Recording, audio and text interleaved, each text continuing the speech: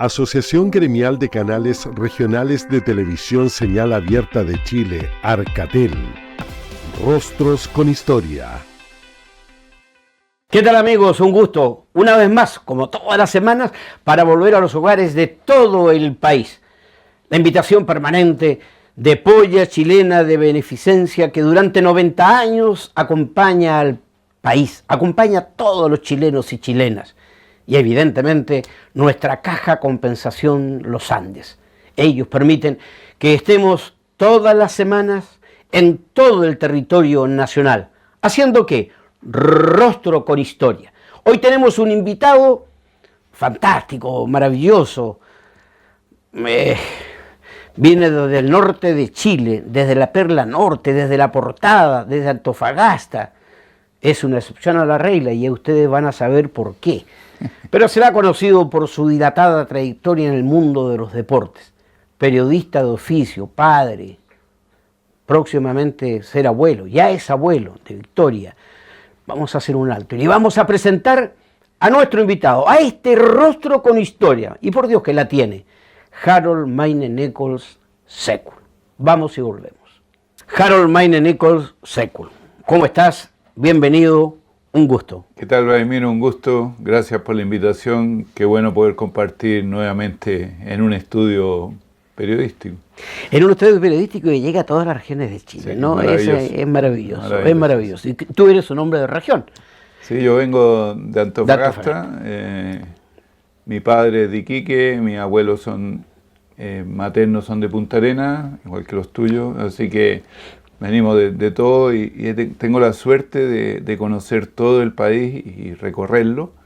Estamos en más de 250 comunas del país haciendo trabajo, así que esto de poder llegar a todo el país a través de esta programación es maravilloso.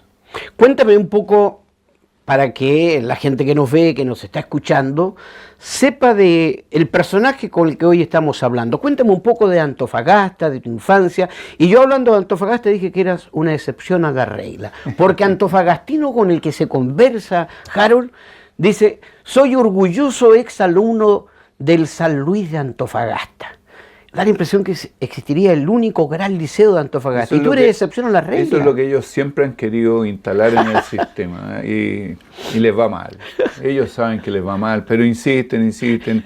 ¿Cómo se llama esto? Las verdades instaladas, claro. La posverdad. Bueno, eso ellos lo tienen muy, me imagino, con los que hablaste. Yo soy del Colegio Yugoslavo primero, y después del San José. Así que no tengo la dicha de haber estado en el San Luis, a mucha honra no la tengo, a pesar de que evidentemente un gran colegio, pero yo fui al San José. Yo te decía, colegio entre otros, Raúl Miro Tomic, ¿no? Insigne, antofagastino, sí, claro. y se producía entre los jóvenes la competencia lógica que existe en un momento determinado, nosotros del San José o de la escuela yugoslava o el liceo yugoslavo y el San Luis. El colegio yugoslavo tenía hasta octavo básico nomás, ¿no? Ya, ahora no, ahora es más grande, tiene otro nombre, San Esteban se llama. Claro, había mucha competencia, se integraba también el liceo de hombres de Antofagasta era muy fuerte en las competencias deportivas, pero además, como prácticamente en todas las capitales regionales del norte y en todas las ciudades del norte habían bandas de guerra de los colegios. Los colegios tenían bandas de guerra, no sé si en Punta Arenas también, instrumental y de guerra. Claro, y las bandas de guerra, cuando les tocaba para las grandes fiestas, el 21 de mayo, el 18 de septiembre, y había otra más. Eran tres. Aniversario de repente de la ciudad. No, porque nosotros era el 14 de febrero y ahí los colegios no estaban. Pero eran tres como las grandes desfiles que hacíamos todos y había como una competencia, no había jurado ni nada, pero todos sabían que banda de guerra había estado mejor que la otra y esa era muy fuerte. Y las competencias deportivas también eran muy fuertes. Los profesores, muchos se repetían, era bien extraño porque era chica la ciudad, por supuesto, se repetían mucho los profesores, pero habían características distintas. El San Luis y el liceo eran puro hombres y nosotros teníamos compañía femenina, que es lo que corresponde. Ellos, puro hombre nomás. Mira, Colo Colo dice, a propósito, tú estás en Colo Colo, ya vamos a hablar de tu vuelta a Colo Colo y el proyecto del Estadio Monumental, pero a propósito de Colo Colo, El otro día en la comida de Colo Colo todos los tiempos, mira, se ha cantado tantas veces el Colo Colo de Arica Magallanes, ¿no? Y estaba al lado de Pedro Carcuro, yo porque a Pedro se le premió con el cacique de plata, entonces me decía, la verdad es que yo nunca había puesto atención al himno a Colo Colo, que se cantó con tanto fervor, tanta pasión, se canta con la misma pasión que el himno nacional, ¿no? De Arica Magallanes. Y tú da la impresión de que, mira, de Antofagasta, tú me hablaste de Iquique, tu papá, tu abuelo. Mi papá, mi abuelo, sí, Iquique, mi bisabuelo. Iquique, y tu abuelo materno, los sécul en Magallanes, vale decir que perteneces, tienes raíces extendidas desde la puerta norte de Chile hasta la Patagonia, hasta el extremo austral. Sí, bueno, la historia nuestra, de nuestra familia, por el lado de mi padre, primero llegó a Valparaíso, ahí se casó, se volvió a Inglaterra. ¿De dónde llegaron? Desde Inglaterra. Llega de Inglaterra, de un pueblito chico del sur que se llama Falmouth, ahí nació mi bisabuelo, él estudió ingeniería, era ingeniero, se vino a Chile antes de la Guerra del Pacífico, se volvió casado, tuvo 3 hijos en Inglaterra y ahí Oliver North, el famoso rey del salitre, lo contrata para que construya el ferrocarril salitrero de Iquique a todas las salitreras cuando Iquique pasó a ser chileno. Entonces mi bisabuelo viene a construir y ahí nacen 5 hermanos más, entre ellos mi abuelo, y se quedan, vuelve cuando jubila a Inglaterra, vuelve con ellos, y mi abuelo está 2 o 3 años en Inglaterra, no aguanta, y se vuelve a Iquique, y bueno, él y unos hermanos no aguantaron, no tengo idea, el clima, nunca le pregunté, una pregunta que nunca hice. Por el otro lado, mi otro abuelo, su papá se viene desde la isla Brach, donde vienen casi todos los croatas. Mi abuelo nunca dijo que era croata, mi abuelo siempre dijo que él era de Dalmacia. Mira. Nunca dijo yo soy croata, él dijo yo vengo de Dalmacia. Cuando uno era chico, claro, ahora sería lindo preguntarle, ¿y por qué? Tata, ¿por qué? Bueno, entonces mi bisabuelo viene, está 2 años buscando oro, y 2 años, la historia es bien especial, después de 2 años que busca oro en las minas de oro que había, encuentra y le escribe a su señora, en el pueblo donde mi bisabuelo es Bobovicha, le escribe y le dice, bueno, ahora tengo dinero, por favor, vente con mi abuelo y su hermana. ¿Buscaba oro en Tierra del Fuego? Sí, buscaba eso, encontró, no sé de dónde, nunca, yo no lo conocí, murió antes, ni mi madre lo conoció. Pero resulta que cuando recibe su señora esta carta, señora apellido Trebotich, Magdalena Trebotich, recibe esta carta, le dice, 2 años que no sé de ti, aquí va tu hijo, yo me quedo con mi hija y no voy para allá. Y lo mandó a mi abuelo, que tenía 4 años, lo subió a un barco en Génova, donde tomaban el barco, qué sé yo, obviamente con otros de la isla o de algo que venía, y así llegó mi abuelo a Chile. Yo me imagino un niñito de 4 años que no ve a su papá hace 2, o sea, no debe ni recordarlo, tener que bajarse en Punta Arenas y que lo esté esperando el papá, eso tiene que haber sido una cosa... Ese niño de 4 años... Ese es mi abuelo. Ese es tu abuelo. Y el otro día yo te hice llegar un recorte ya de un diario amarillento donde había un recuerdo a tu abuelo, fundador de la primera compañía de bomberos. No, ese es mi bisabuelo. Ese es tu bisabuelo. Mi bisabuelo después se queda aquí, se queda en Chile, se casa, arma otra familia, y bueno, mi abuelo después lo mandan al Barro Arana a estudiar, y era bastante inteligente, y de ahí mi bisabuelo le dice, tú te vas a estudiar Alemania ingeniería, y lo mandó a Hamburgo en esos años, estoy hablando de 1912, 13, imagínate, con todo el trauma de venir, volver, y cuando llega, en esos tiempos los croatas, los de Dalmacia tenían pasaporte austrohúngaro. Así es, pues, así llegaron. Llegaron. Mi abuelo llega con pasaporte austrohúngaro, se declara la guerra y lo mandan al frente. 4 años peleando en la guerra. Bueno, logra sacar su carrera y aquí vienen las casualidades. Se va a la isla a hablar con su mamá, a preguntar por qué toda esta cosa, ¿no es verdad? Bueno, y él decide volverse a Chile. Y se vuelve a Chile, y aquí son las casualidades increíbles de la vida, y se viene en el mismo barco que se venía de vuelta del exilio Arturo Alessandri Palma. Y en el barco era un barco alemán, nadie hablaba alemán, Arturo Alessandri no hablaba alemán, y pregunta y le dicen, no, mire, parece que abajo en el último piso hay un chileno que habla alemán y español. A ver, tráigamelo. Mi abuelo lo trae, y claro, hablaba los dos idiomas, y lo puso, se vino en primera al lado del presidente Arturo Alessandri. El León de Tarapacá. Y después mi abuelo trabajó en el gobierno bueno, en varios, pero trabajó con don Jorge Alessandri en el gobierno de don Jorge Alessandri. Ah, mira. Él era ingeniero y fue... La historia es increíble.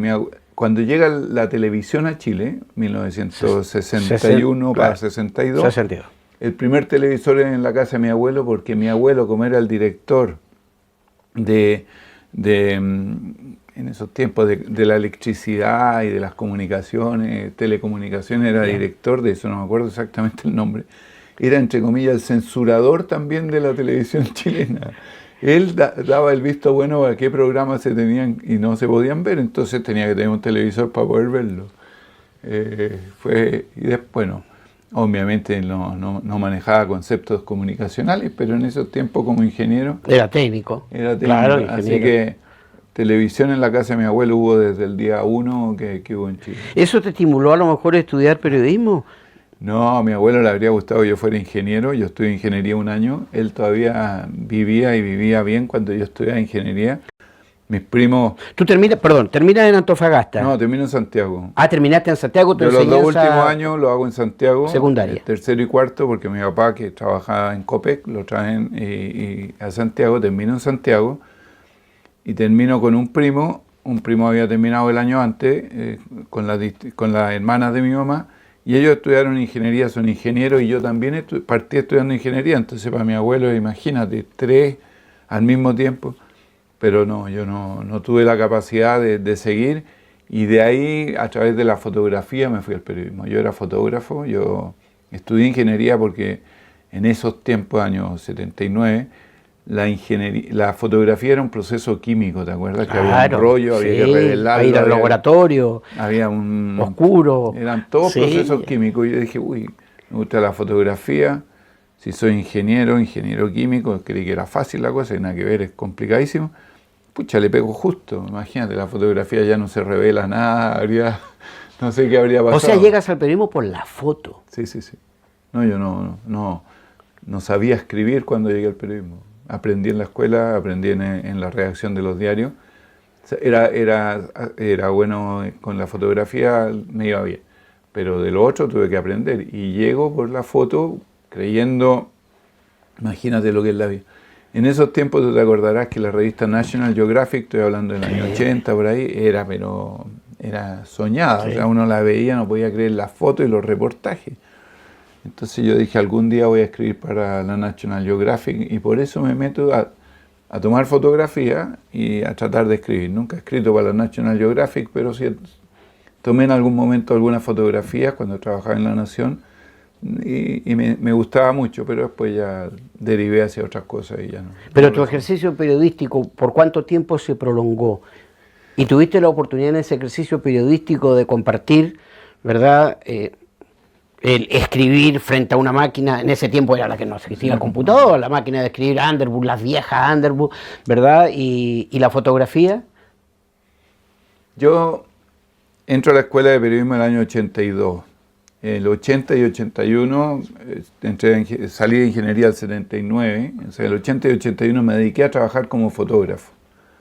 Y trabajaba para un diario de Concepción que se llamaba el Diario Crónica, y era como su corresponsal aquí, llamámoslo así, con una gran periodista que era la Silvia Riquelme. Entonces ella me llamaba, me decía, me está pasando tal cosa. En esos tiempos te llamaban a la casa, te dejaban un recado escrito, ¿de acuerdo? O sea, ya, pues yo me iba a sacar las fotos y las pasaba, ya las mandaba, bueno.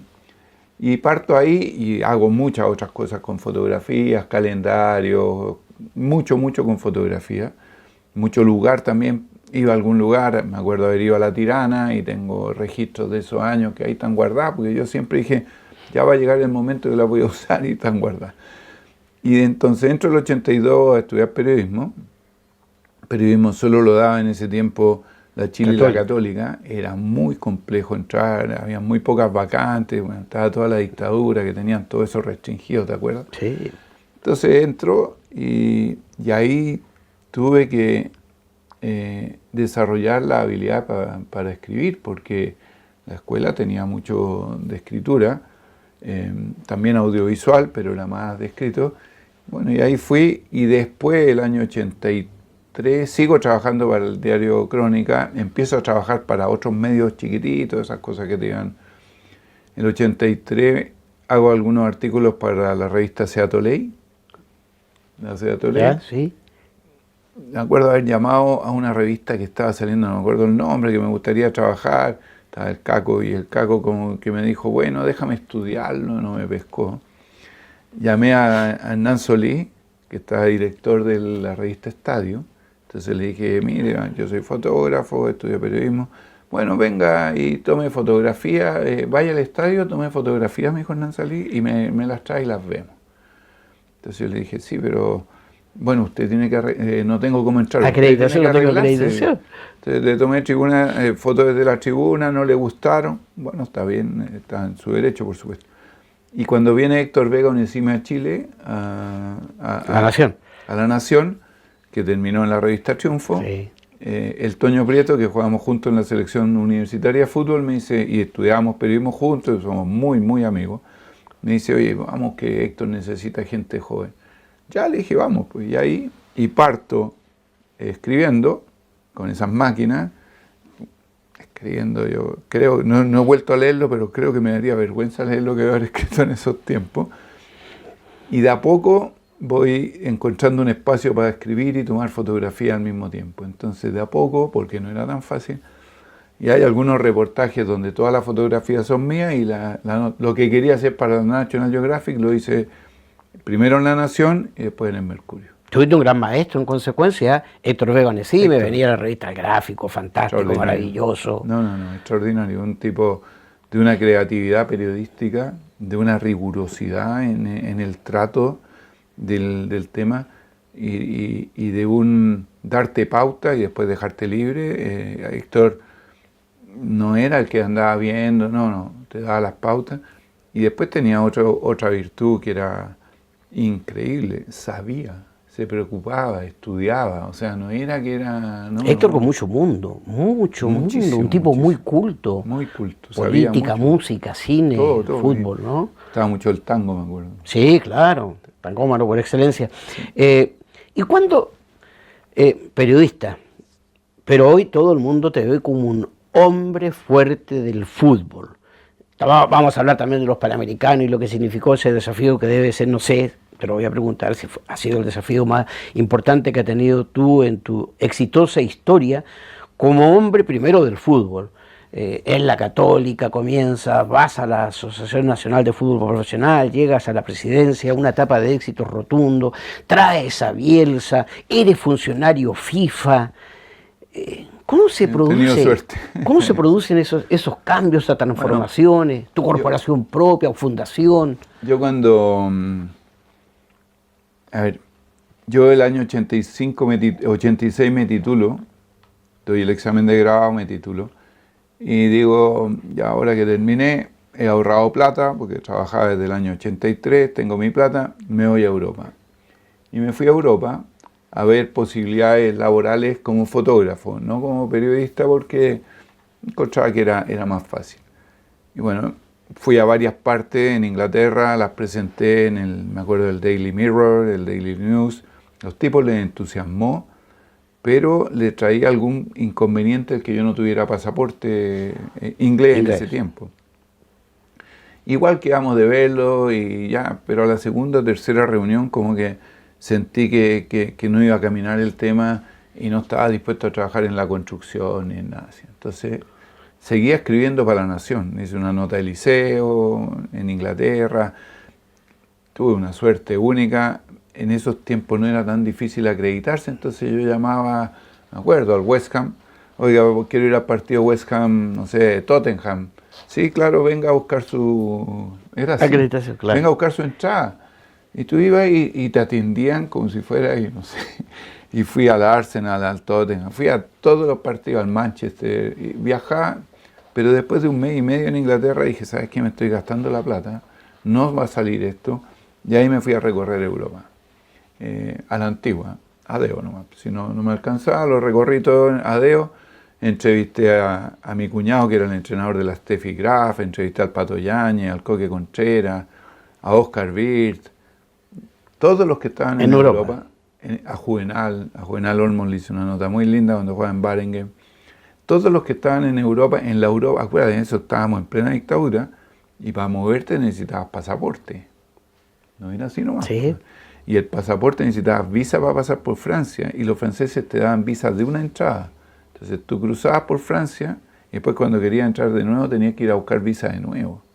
No, si era bien, la dictadura era bien complejo. Bueno, pero al final fui a Alemania, me acuerdo, fui a Bélgica, a Francia, España, por supuesto, bueno, Inglaterra. Hice varias notas y ya después me vuelvo, regreso y ahí empiezo a trabajar en el Mercurio. Al año siguiente me caso y ahí cuando estaba en Europa dije, si quiero dar saltos de verdad, tengo que ampliar mi red de conocimiento, tengo que volver a estudiar. Traté de postular a becas en el extranjero, que habían 3, yo nunca fui un alumno brillante, así que no tenía acceso, mis compañeros tenían mucho más acceso. Y ahí hice un posgrado en administración de empresas. Dije, esto, si me quedo aquí va a ser difícil, va a ser árido, demos un paso. Terminó el posgrado, me volví a Europa, ya casado con mi señora, y estuvimos como 8 meses, y ahí recorrimos todo, ahí viví el caso Rojas desde allá, entrevisté cantidad de deportistas, tenistas. ¿El caso Rojas lo viste en Europa? Sí, yo estaba en Europa, yo ese partido no lo pude ver. Nosotros andábamos en un auto con carpa y nos metíamos en camping, no teníamos más recursos. Entonces yo busqué un camping para el 3 de septiembre que tuviera televisión.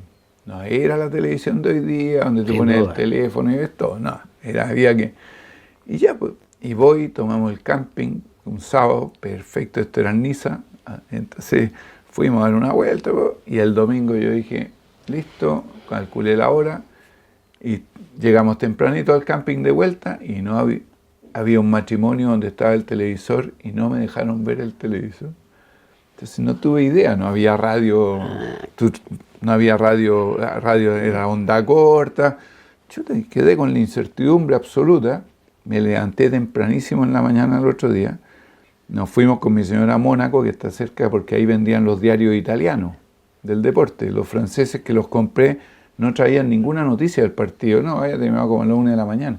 Pero como el Mundial era en Italia, claro, la Gaceta de los Sport se dejaba un recuadro para poner este resultado. Y lo compro, y la Kiana me decía el otro día, mi señora, estaba sentado en Mónaco cuando leíste a Chile le debieran dar el resultado del partido por 2-0 porque agredió una bengala a su arquero. Porque esa fue la primera información que esa fue la tú. información que ellos recogieron domingo medianoche o un poquito pasado y la publican en el diario el lunes, que yo leo a las 10 de la mañana el lunes, o antes, quizás ya ni me acuerdo a qué hora, y la leo sentado en el muelle de Mónaco, lo compré en un kiosco y me fui corriendo a leerla. Y chuta, dije yo, esto está extraño. Y ya había habido, acuérdate, todo el lío del partido en el Nacional, la suspensión a Mendoza. Me habían mandado a Suiza a entrevistar a Blatter, a reportear de la FIFA. Y yo le digo a la Kiana, ¿sabes que nos vamos a tener que ir a Suiza? Porque seguro que me están buscando porque esto va a tener consecuencias. Y ella me dice, ya, olvídate, chao. Pasémoslo bien, descansemos, ¿hasta cuándo?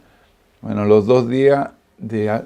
yo ya no me acuerdo cómo, del diario me ubicaron. ¿Ya eras papá? No, éramos... Recién casado. Sí. Me ubicaron del diario, o yo llamé al diario, y me dijeron que sí, ya le dije, pero yo estoy con mi señora, está complicado. Entonces la fui a dejar a Madrid, y estaba mi cuñado jugando, mi cuñado era tenista profesional, estaba jugando el torneo de Madrid.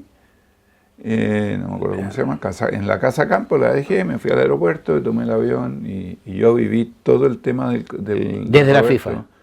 Desde la FIFA y después ya en Europa, ese día, esto fue sábado. Sí. Del lunes. El partido fue día domingo. El partido fue un domingo. Sí. El lunes sale publicada esta noticia. El martes, en la prensa italiana, empiezan a dudar de la noticia. El miércoles ya dan por hecho que Brasil va al Mundial. En la prensa italiana, la que yo leía. El jueves llegó a España y los diarios españoles todos dan por hecho que Chile ha hecho trampa y qué sé yo. El sábado tomo el avión para irme a Suiza, me encuentro con toda la gente, los chilenos que habían, todos mandaron enviados especiales, sí, claro. todo, y estaba dividida la cosa. Algunos decían que Roberto había hecho trampa y otros decían que cómo es posible que alguien dude de Roberto. Yo traía la versión europea y opté por el silencio para no ganarme enemigos. Alfieri fue determinante, Alfieri, un gráfico de la revista El Gráfico de Argentina, ¿no? Él tuvo una secuencia de fotos. Ricardo, después con los años, mis amigos de él, un fotógrafo, su padre un fotógrafo, hijo, ¿no? extraordinario, Sí. Él extraordinario y el hijo extraordinario, Mira. Los tres, extraordinarios reporteros gráficos, fotos. Y yo una vez le pregunté a Ricardo, ¿pero cómo sacaste esa foto? Bueno, me dice, yo estaba detrás del Arco de Chile, contratado por una revista japonesa, para el Mundial, y yo de repente veo que a mi espalda siento así como un haz de luz. Y yo puse la cámara y disparé. No había como hoy día que podía disparar 5 minutos. Claro. Y disparé, tac, tac, y me salió esta foto. Yo no vi que caí, no, yo estaba ahí, vi el haz de luz, puse la cámara, no enfoqué nada y disparé. Tampoco era el enfoque automático, había que enfocar, la foto está muy nítida, y esa foto es la que terminó dilucidando el tema. No hay ninguna otra prueba. Yo recuerdo, fíjate que nosotros estábamos aquí haciendo Estadio Portales y tuvimos a Ricardo Alfieri, antes que se conociera definitivamente la verdad, y él tenía la certeza. ¿Sí? Y se produjo ahí una discusión, porque nosotros estábamos en el estadio. Yo estaba transmitiendo, imagínate, el fútbol ese día con Max Walter Kaut, fallecido hace poco, más de un año. Él dijo que no le había impactado. Así es, pues. ¿Sí? Así es, porque ¿Sí? yo le dije, por favor, baja al vestuario. Y lo primero que él dijo, algo raro ocurre, ¿sí? Y no le impactó la bengala. Hay que reconocer que sí, pues. De los que estaban en el estadio, él es el primero que dice que esto no es verdad. Así es, nos apedrearon la radio Portales. No sabía. Sí, claro, en Calle Ejército en aquella oportunidad, porque era la radio que decía, estábamos transmitiendo y Cau decía que no le había impactado la bengala. Bueno, y el otro que tenía en la imagen era Eduardo Tasté, que estaba como en un estudio de televisión, así como todas esas pantallas, y él dice, esa es la imagen que quiero. Y en esos tiempos había que grabar, no es como ahora que quedan instantáneas, era todo. Y dice, no, esa imagen no la retuvimos. Porque en esa imagen de televisión habría evitado todo el bochorno que vino después.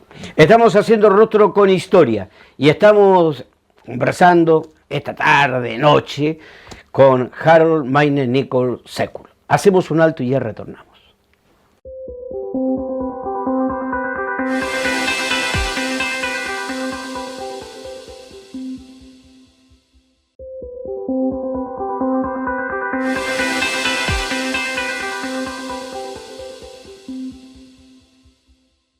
Rostro con Historia, en esta larga e infinita cadena de Arcatel.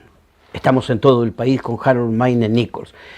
Y entramos a un terreno sin querer, queriendo, que ha sido noticia nunca definitivamente dilucidada. Nos quedamos con una verdad media de repente, pese a la confesión que sorprendió a todo el mundo, y ya te voy a contar también por qué, Harold, de Roberto a Orlando Escárate, porque esa fue la confesión que aparece en el diario La Tercera de la Hora. Yo me corté, de Roberto Rojas, pero siempre ha quedado la duda. Y tú has escrito un libro que tuvo un relanzamiento hace algunos días junto a Marco Antonio Cuncille, querido amigo, colega, compañero, donde escribieron la historia bajo el prisma de ustedes de ese día de septiembre, cuando se corta Roberto Rojas y se produce todo el escándalo sobre el cual nunca ha habido claridad absoluta. Y la pregunta, después de todos los estudios, análisis, investigaciones que ustedes realizaron, llegan a la conclusión de que Roberto Rojas se autoinfirió la herida solo, sin intervención de terceros? El corte en sí mismo, el que produce la sangre, se lo hace Roberto, eso no hay duda alguna. Hubo intervención de terceros después para hacerlo sangrar más, eso no se ha sabido. ¿Cómo llega el famoso bisturí al guante de Roberto? Roberto ha sido ahí muy leal y ha mantenido código. Uno puede estar en desacuerdo, pero él lo ha mantenido. Yo dudo de que una cosa de esta magnitud, en un grupo tan cerrado como son los futbolistas y todo su entorno, haya sido una sola persona lo que lo haya sacado. Pero hemos buscado por todas partes y no hay prueba. Y él se mantiene sin cambiar su discurso. Ahora, yo he estado después muchísimas veces con Roberto, muchas veces, y nunca le he preguntado el tema. Le preguntamos antes, cuando escribíamos el libro, estoy hablando del año 89, pero claro, después nunca más. Y porque yo siento que él se da cuenta del error que cometió. Del error que cometió, primero nos castigaron a todo el país. Segundo, lo castigaron a él. 2 generaciones, ¿eh? Eso, una nomás, porque la del 94 no perdíamos igual. La del 90 no íbamos igual, no le íbamos a dar vuelta al partido a Brasil. La segunda, Roberto lo castigan a él. Castigan a compañeros de él, a varios. Pero yo creo que lo que más le duele... Al técnico. Al presidente. Al presidente. Stoppel. A Stoppel el castigo le pedí yo a Blatter que se lo sacara cuando yo era presidente, o sea, casi 20 años después. Pero yo creo que a Roberto lo que más le duele es que por esto perdió amigos de la vida y que no los recuperó. Y yo creo que eso él lo transmite de alguna manera. Y a mí me duele mucho porque él, por mantener este silencio, pagó un costo muy alto. ¿Fue el detonante de un proceso largo que acontece con el maracanazo, ¿no? con ese partido frente a Brasil? Sí, o es algo insólito, insospechado, que nada hacía prever que esto podía ocurrir? ¿Cuál es tu juicio? Mi juicio es que se fue construyendo una cultura de que solo ganar, da lo mismo cómo, es lo que vale. Y esa cultura puede tener inicios previos, pero el gran detonante de esa cultura es el año 79, los famosos pasaportes falsos de los jugadores de una selección juvenil que fue a Paysandú, con Pedro García como técnico, Roberto uno de los jugadores. Y con un general de Carabineros, el segundo hombre de Carabineros, a cargo del tema. Eduardo Gordon. Eduardo Gordon Caña, en plena, ¿cómo llamarlo? Violenta dictadura. Sí, pues. Era el año 79, o sea, recién 5 o 6 años, implementaron todo eso para ganar, porque tú llevas jugadores mayores para ganar a los menores. Jugadores que estuvieron en la cárcel posteriormente. Bueno, me parece que hay 1 o 2 que no estuvieron en la cárcel, todo el resto. Pedro García pasó varios meses en la cárcel. A Eduardo Gordon le costó la carrera. En esos tiempos lo protegió la dictadura y lo mandó embajador a Nicaragua, digamos. Hoy día estaría preso también, evidentemente. Entonces, todo eso que parte aquí el 78, 79, se va construyendo y explota aquí el 89. Y explota, como decías tú, con una selección que ya había perdido la disciplina interna, o sea, había perdido todo, huelgas de jugadores en la Copa América del 87, la mañana previa, si no nos pagan toda esta plata, no nos presentamos a jugar. ¿Te refieres tú a Córdoba? La actuación en Córdoba. 87. Claro. Nasur presidente. Nasur presidente. Hubo otro lío, ¿cuál fue? Con el Mundial Juvenil del 85, que le fueron en una caja de zapatos y llevaban toda la contabilidad, no sé si te acuerdas, sí. O sea, está esa fotografía. Sí. Si había una cultura durante esos de la 10 trampa, años, la cultura de la trampa. De la trampa, del engaño, pero también la cultura del, como dicen los jugadores con tanta gracia, del topón para adentro. Solo un grupo muy limitado tenía acceso a cosas muy limitadas.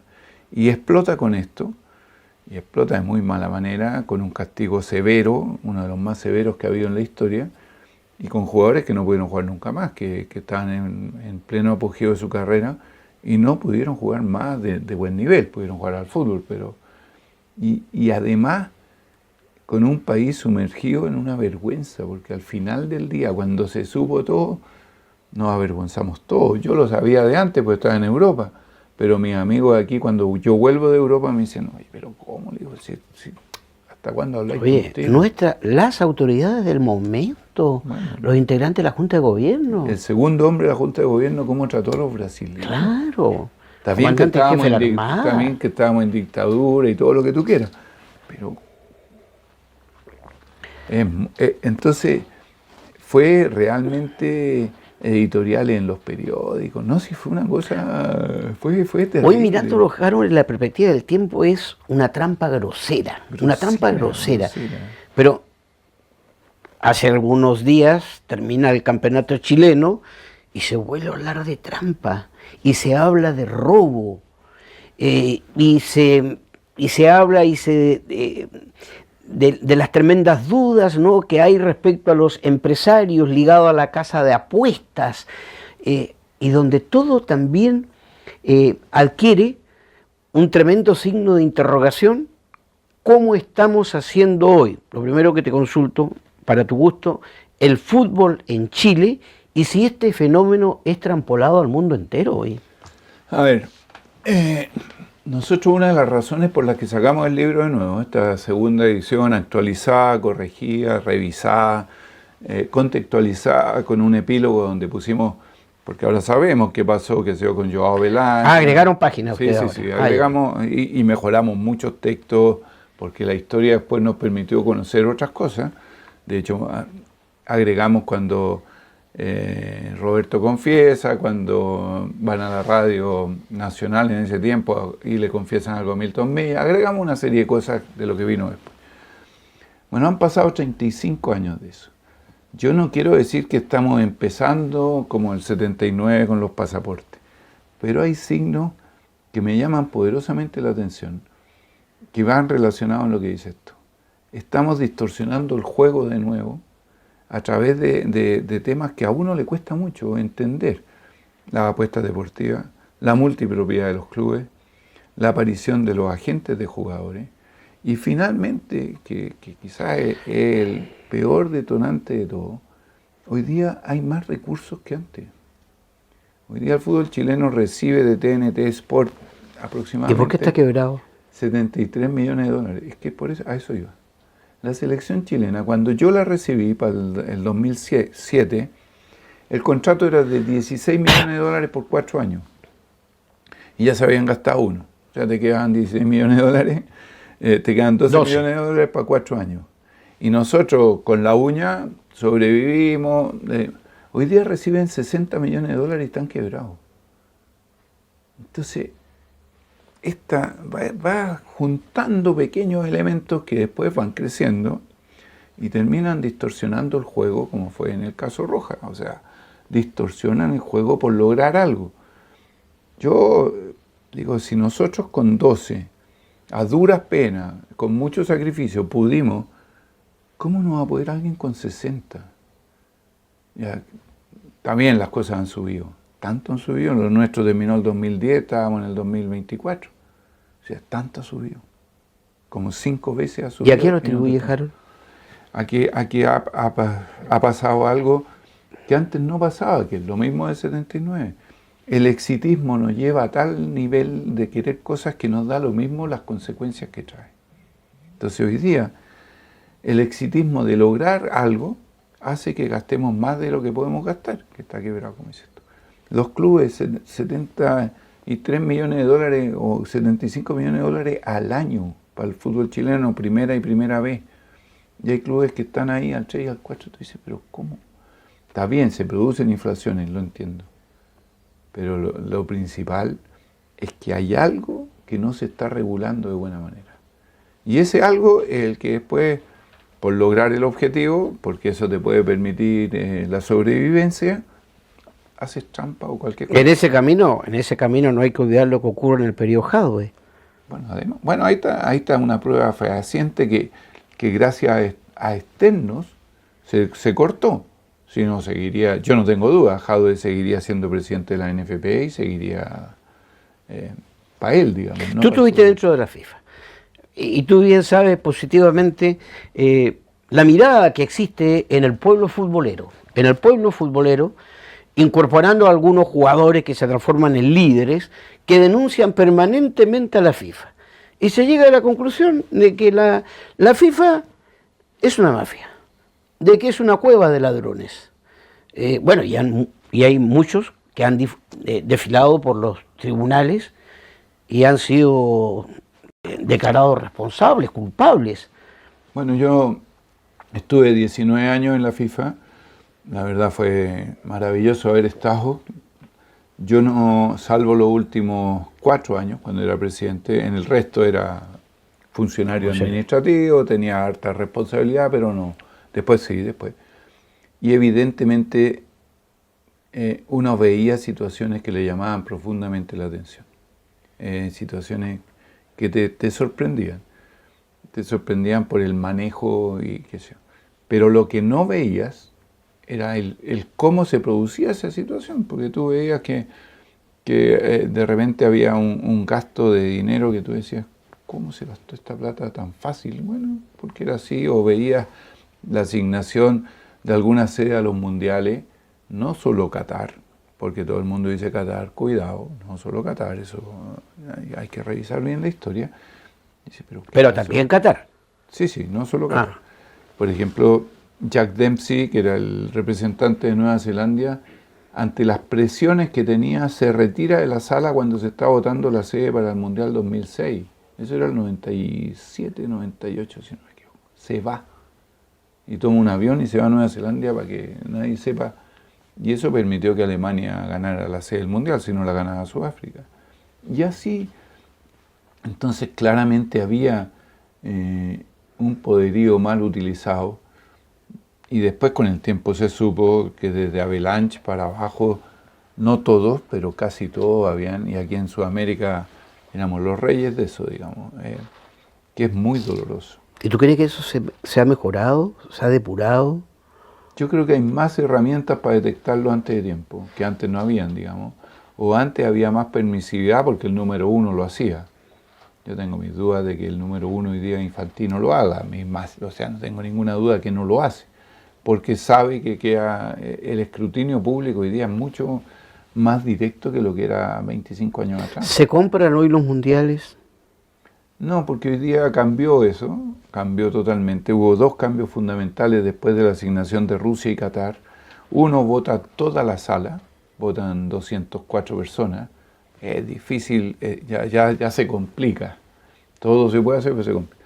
Pero segundo, ahora está viniendo un informe técnico donde te dice, tiene más posibilidades que este otro. Y vienen y le presentan a la sala, es el mundial. Entonces ya hay cosas mucho más objetivas para medir que antes no era objetivo, era un tema político. Harold, entremos para hablar del fútbol, ¿no?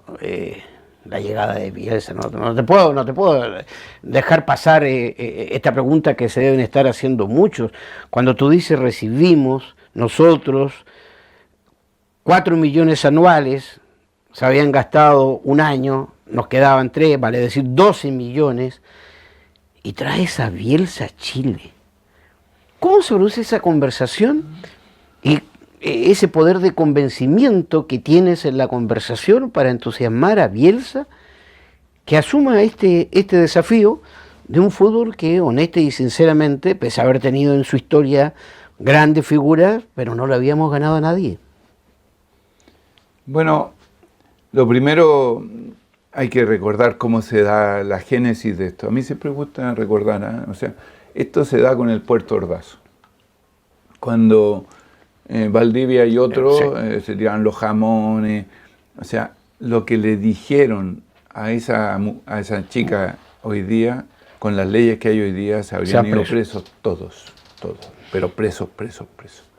Ahí era como más de broma, hoy día esa broma no es aceptada por las leyes.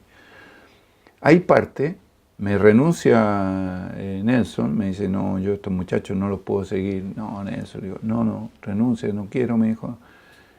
Y ahí estoy yo en Venezuela, me acuerdo, en el mismo hotel con los jugadores, y salgo a caminar cuando volvimos del partido, creo que jugamos en Maturín, no me acuerdo, que Brasil nos gana 5-6-1.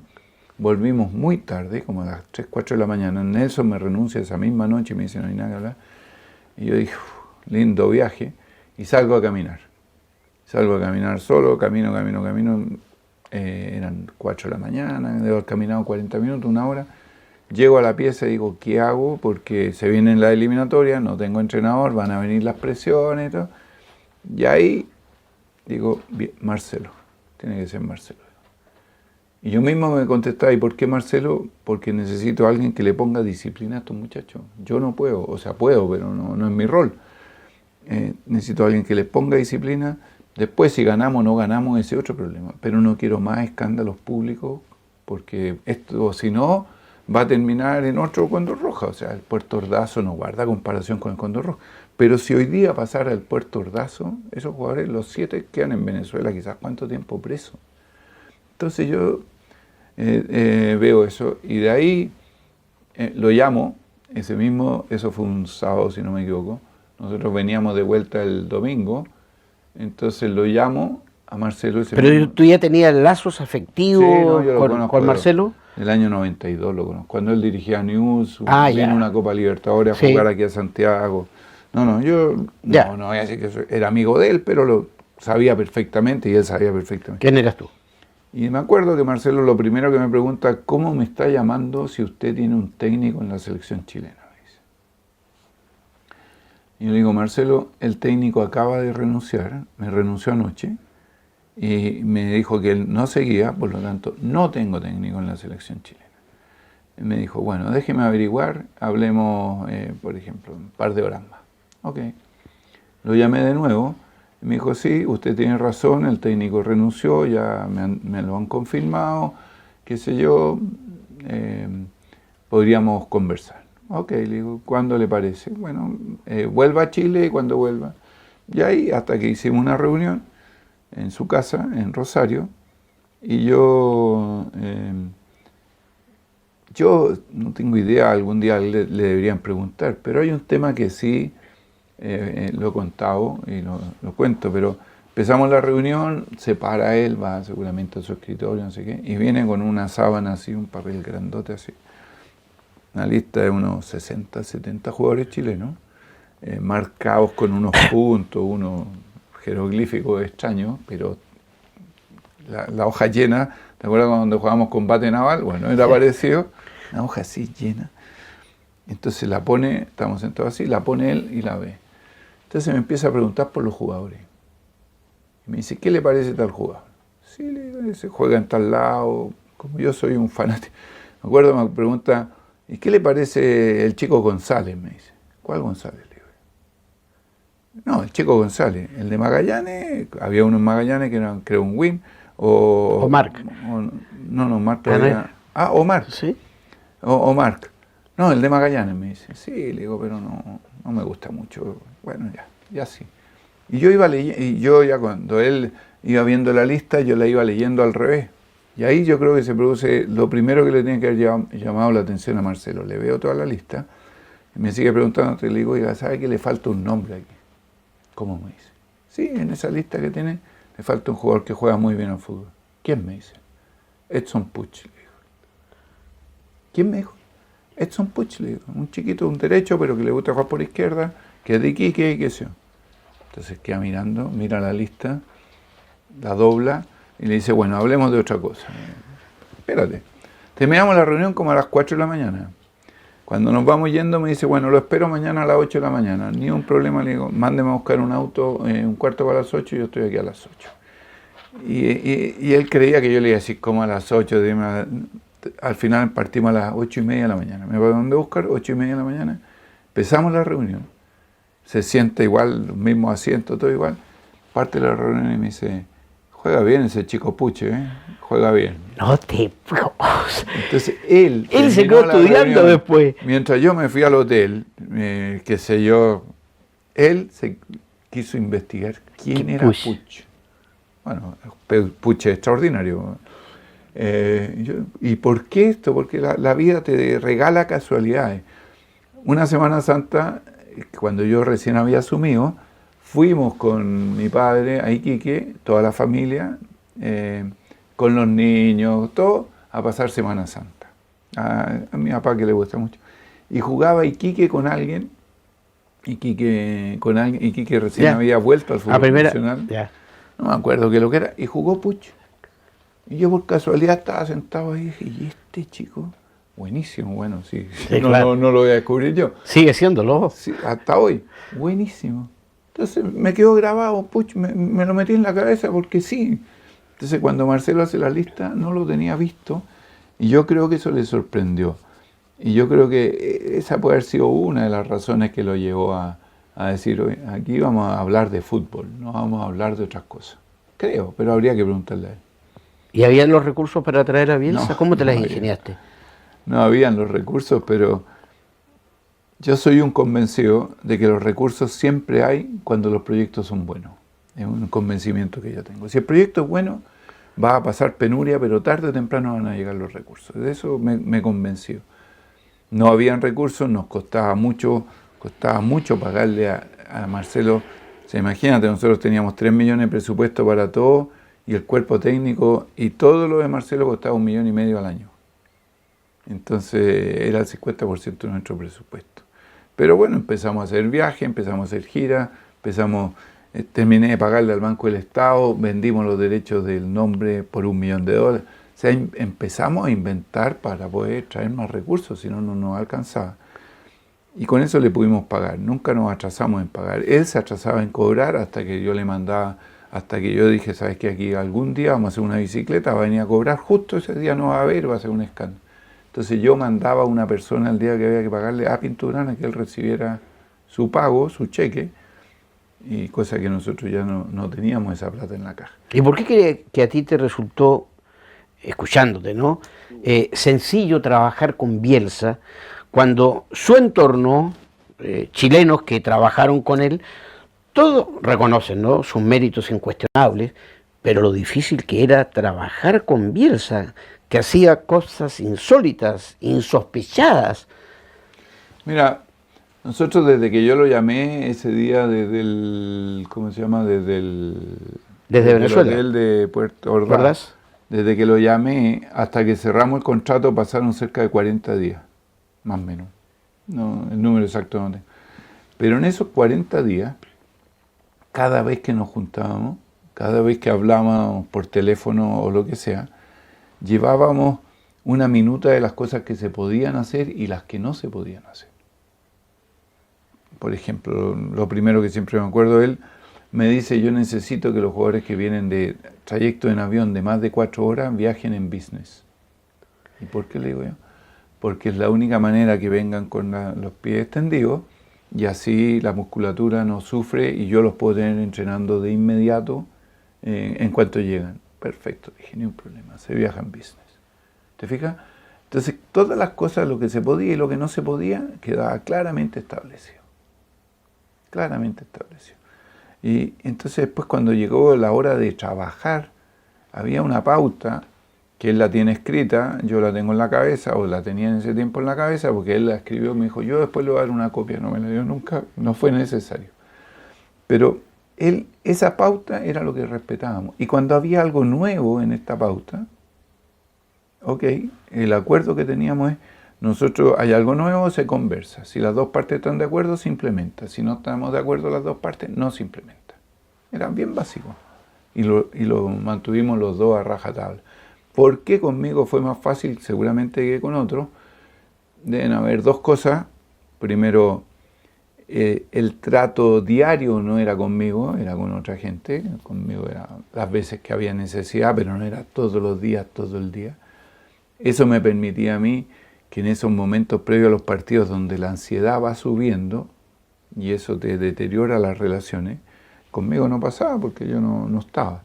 Y en segundo lugar, yo creo también que los que trabajaron con Bielsa, muchos de ellos, no estaban acostumbrados a este ritmo de trabajo que tenía Marcelo.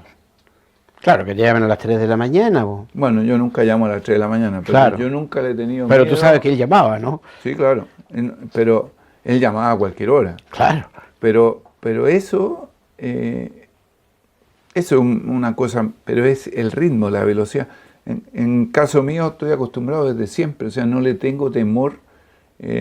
Lo dije cuando me contrataron, cuando el ministro me pidió hacerme cargo de los juegos y me hicieron una entrevista y me dijeron, oiga, pero no, le dije, si yo no le tengo temor al estrés, estoy acostumbrado a vivir bajo estrés. Entonces, yo creo que por eso hay otros que no, que el estrés les causa daño y deteriora las relaciones. En el caso mío, acostumbrado. Harold, yo te quiero comprometer, ¿sabes por qué? Porque, mira, que hemos llegado recién a la era Bielsa. Y queda tantísimo por conversar. No hemos hablado una sola palabra. Tú recién acá, cuando el ministro me invita a hacerme cargo de la Corporación Santiago 2023, los Juegos Panamericanos, y yo decía que debe ser la experiencia, no sé, más desafiante, maravillosa, o compararla con la traída de Bielsa, ¿no? Lo que significaron los Juegos Panamericanos para ti, para el equipo que logras conformar, para Chile en general. Entonces, yo te quiero comprometer a que en los próximos días te hagas un espacio en la agenda y conversemos sobre estos temas que son de interés del país. Cuando quiera, con gusto. No tengo ningún problema. Los juegos, primero, fueron una sorpresa que me invitaran. Segundo, fue un desafío gigantesco. Pero tercero, pucha que lo pasamos bien. Si eso es lo que importa al final del día, pucha que lo pasamos bien. Todo lo demás da lo mismo. El país lo pasó bien. Y eso es lo que uno siempre trata. En la NFP era lo mismo. Traer a Bielsa era correr un tremendo riesgo, tan grande como el de los Panamericanos cuando me invitan, tan o más grande. Pero pucha que nos sentimos orgullosos cuando después las cosas vinieron. Entonces, mira, la conversación la vamos a dejar en punto suspensivo con un titular o una reflexión, ¿no? Los Juegos Panamericanos, ¿verdad? Hablábamos nosotros, el punto de encuentro de todos los chilenos, en un momento en lo social, político, tan complicado como hoy. ¿Lo fue? Sí, de todas maneras. Todas las encuestas te lo dicen. Y la sensación de la gente, lo sentía, uno lo sentía en la calle, en el estadio, en los gimnasios. Fueron no sé cuántos días, pero maravillosos. Y la verdad es que después, con el correr del tiempo, uno mira hacia atrás y dice, ¿cómo desperdiciamos toda esa energía positiva que hubo durante esos 40 días? ¿Con qué facilidad se nos olvidó? Un año después, no existe esa energía que ahí abundaba, digamos.